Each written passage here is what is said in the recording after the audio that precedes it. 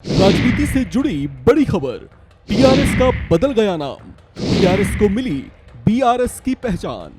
तेलंगाना में जो सत्तारूढ़ दल अब तक टीआरएस या तेलंगाना राष्ट्र समिति के तौर पर पहचानी जाती थी, अब से उसे टीआरएस नहीं बल्कि बीआरएस यानी भारतीय राष्ट्र समिति कहा जाएगा।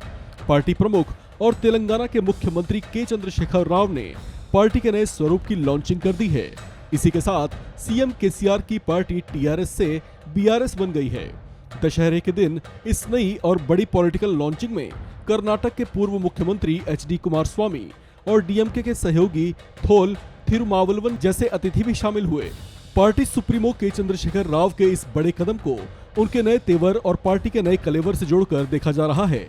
कहा जा रहा है कि उन्होंने सिर्फ पार्टी का नाम ही नहीं बदला बल्कि भारतीय राष्ट्र समिति के तौर पर उन्होंने अपनी राजनीति के प्रादेशिक विजन को भी राष्ट्रीय विजन के तौर पर बदलने की कोशिश की है। उनके इस फैसले को साल 2024 में होने वाले आम चुनाव से भी जोड़कर देखा जा रहा है।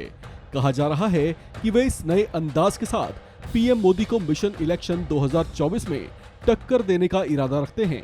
उन्होंने कई विपक्षी दलों को अपने मिशन में शामिल होने के लिए आमंत्रित भी किया है।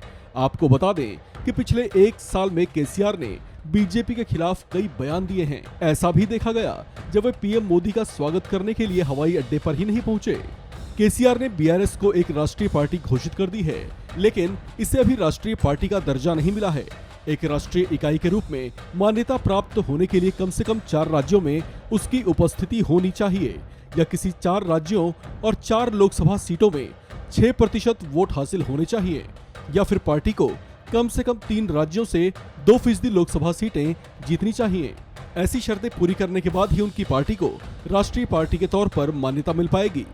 टीआरएस नेता विनोद कुमार ने कहा कि कोई भी पार्टी राष्ट्रीय दल के रूप में पंजीकरण कराए बिना चुनाव आयोग को सूचना देकर अन्य राज्यों में चुनाव लड़ सकती है।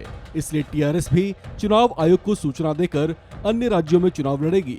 टीआरएस के सूत्रों के मुताबिक पार्टी 2024 के लोकसभा चुनाव में कई राज्यों से अपने उम्मीदवार उतारेगी। हालांकि यहाँ यह भी देखना दिलचस्प होगा कि वे अपनी इस मंशा में कितने सफल हो पाते हैं। इस खबर में फिलहाल इतना ही। बाकी अपडेट्स के लिए बने रहिए वन इंडिया हिंदी के साथ।